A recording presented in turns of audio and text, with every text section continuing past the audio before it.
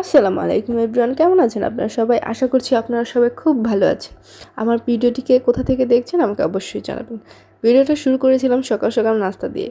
আর নাস্তার সাথে আমার ১ কাপ চা না হলে তো চলেই না। এই যে দেখেন চাটা ঢালছি আর মনে হচ্ছে আমি যেন স্বর্গে আছি।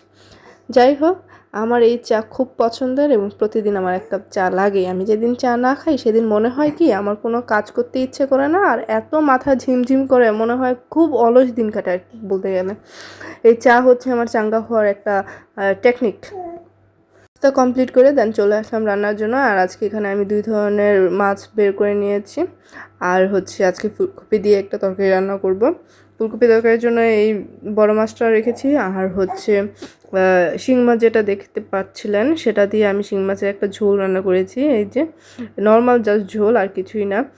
ওইরকম ভুনাও করিনি, কেননা আমার একটু মনে হচ্ছে শিং মাছের ঝোল খেতে দেখবেন শিং মাছটা দিয়ে ভুনা খেতে এরকম ভালো লাগে না, বাট ঝোল ঝোল খেতে অন্যরকম একটা টেস্ট লাগে। সো ওই রকমই রান্না করছিলাম। শিং মাছের ঝোল রান্না করার মধ্যে তেমন কোনো প্যারা নেই, শুধু জাস্ট এই যে মাছগুলো ভাজতেও হবে না, কষিয়ে জাস্ট ঝোল দিয়ে দিবেন একটু বেশি করে। আর এই ঝোলটা অনেকে চাইলে এটার সাথে একটা টক ফল ব্যবহার করতে পারেন, তাহলে হয়ে যাবে। অ্যান্ড দেন আমি বাকি ক্লিপগুলো আর নেইনি। আর এই যে আমি এখানে ফুলকপি রান্না করছিলাম একটা মাছ দিয়ে, সেটা তো দেখালাম। শীতকালীন সবজি আমার বরাবরই খুব ভালো লাগে। অন্যান্য সময় দেখা যায় বাজারে ওই রকম সবজিও পাওয়া যায় না, আর যেগুলো পাওয়া যায় দেখবেন সেগুলো আপনার খেতেও ইচ্ছে করবে না।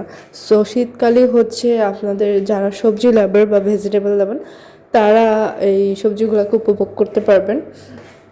তবে এক্ষেত্রে আমার একটা প্রবলেম আছে, আমি হচ্ছে শীতকালীন সবজিগুলোকে শীত যখন শুরু হয় বা নতুন যখন সবজিগুলো বের হয় সেই প্রথম কয়েকদিনই আমার কাছে ভালো লাগে। অ্যান্ড দেন কয়েকদিন যাওয়ার পরে আমার আর এই সবজির প্রতি মানে কেন যেন এই সবজিগুলো আমার আর ভালোই লাগে না, তখন মনে হয় সবজিগুলো ঘাস ঘাস মনে হচ্ছে। আর শুরুর দিকে সবজিগুলো মাশাআল্লাহ খুব ভালো লাগে। আপনাদেরও কি এরকম হয় বলেন তো? আর আমার মনে হয় ম্যাক্সিমাম মানুষের এই সমস্যাটা হয়। যাই হোক, সেদিন আমার ছিল লন্ড্রি ডে, আর লন্ড্রি ডে আমি অনেক কাপড় চোপড় একসাথে ভিজিয়ে রাখি, অ্যান্ড দেন পরের দিন আমার বাসার যে হেল্পিং হ্যান্ড সে এসে ধুয়ে দেয়। আর ভালো থাকবেন, আল্লাহ হাফেজ।